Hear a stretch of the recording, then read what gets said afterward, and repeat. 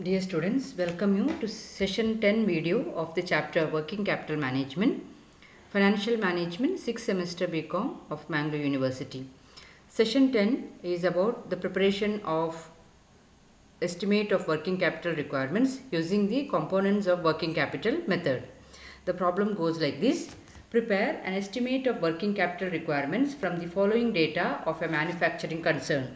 Sales, credit period 3 months 48 lakhs, raw materials purchased 18 lakhs, wages paid 15 days in arrears, which means half a month in arrears, 10 lakh 80,000, manufacturing expenses 1 month in arrears, 4 lakh 80,000, administrative expenses 1 month in arrears, 1 lakh 20,000, sales promotion expenses payable in advance for 3 months, 1 lakh 20,000, income tax payable 1 lakh. The company enjoys 1 month credit from the supplier of raw materials. It maintains 2 months of stock of raw materials and 2 months stock of finished goods.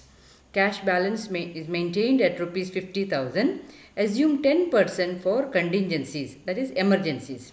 So here the information is given regarding the sales, raw materials, wages, manufacturing expenses, administrative expenses, sales promotion expenses, as well as the income tax payable. At the same time, we also have information about the period of credit from the supplier of materials, as well as the 2 months stock of materials which is being maintained, and the stock of finished goods, and the cash balance is 50,000.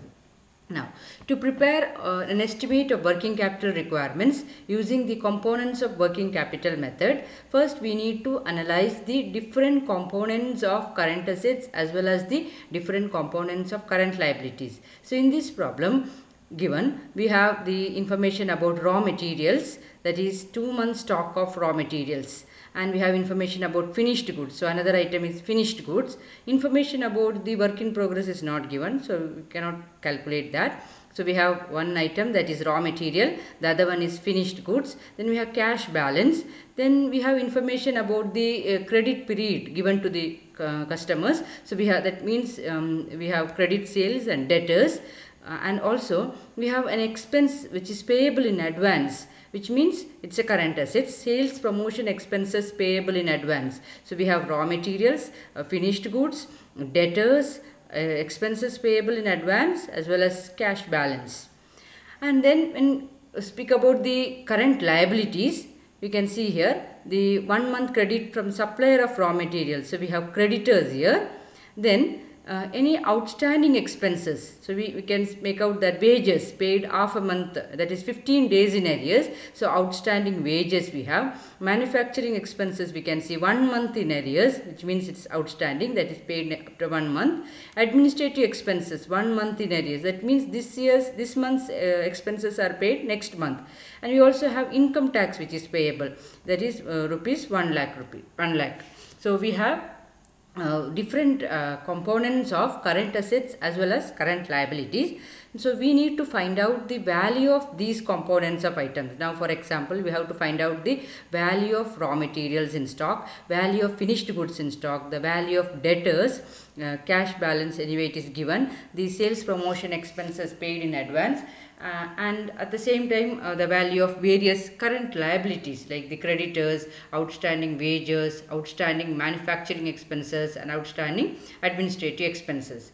Now to begin with, we will find out the value of the finished goods. So at this juncture, I would like you to recall the cost sheet which you have studied in your 3rd semester BCom Cost and Management Accounting. So just remember the prime cost, factory overheads, office overheads, selling and distribution overheads. So we have prime cost, to that we add the factory overheads, we get the factory cost, to that we add the office or administration overheads, we get the cost of production, and to that we add the selling and distribution overheads, we get the cost of sales.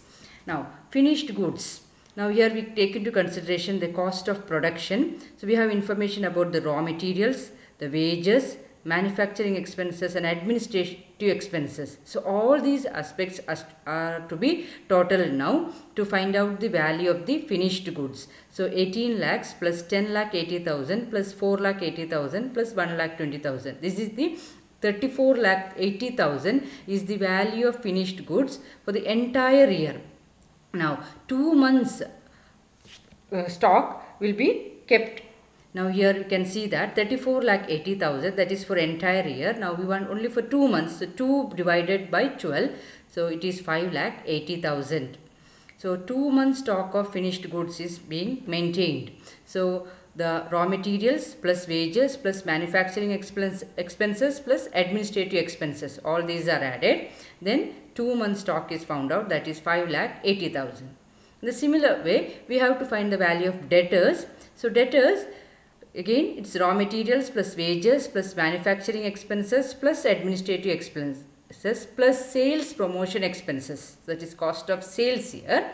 So we add all these items, it is 36 lakh. 36 lakh into 3 months credit period, 3 by 12, that is 9 lakh. Now let us prepare the statement of estimated working capital requirement, the columns particulars as well as amount. Current assets. The first one is raw materials. Raw material for the entire year we require 18 lakhs, and the 2 months raw materials will be kept as stock. 18 lakhs into 2 divided by 12, 3 lakh rupees. Finished goods, it's as per the working note, we have found out 5,80,000. Debtors, we have found out, you can refer the working note, it's 9 lakh rupees. Prepaid sales promotion expenses, so 1,20,000, that's for the entire year. 3 months amount is paid in advance. So at any point of time 30,000 will be paid in advance. Cash balance 50,000. Total of all these items 18,60,000. Then we have current liabilities. Current liabilities, creditors 18 lakh into 1 by 12, 1 month credit is being given. Outstanding wages, so wages amount 10,80,000, half a month 0.5 divided by 12, 45,000. Outstanding manufacturing expenses 4,80,000 into 1 by 12, 40,000. Outstanding administrative expenses 1,20,000 into 1 by 12, that is 10,000. Now income tax payable is 1 lakh. Then add all these items. The total current liability is 3,45,000. Net working capital is gross working capital minus the current liabilities 15,15,000. So we are asked to add 10% for contingencies, that is for emergencies. So if there is any emergency situation, we will have to add some extra for that. That is 10% of 15,000, 1,51,500. When we add that, we get 16,66,500, which is the net working capital required. So here under the components of working capital method, first we have found out the different components of current assets and its value, and also the current liabilities and its value. Then we have found out the gross working capital, which is the total of the current assets, and then we have found out the total current liabilities. And then net working capital is ascertained, which is gross working capital minus the current liabilities. To that 10% is added for emergency situations or contingencies, and then we got the net working capital required. Students, if you have any doubts, please do ask me. Thank you.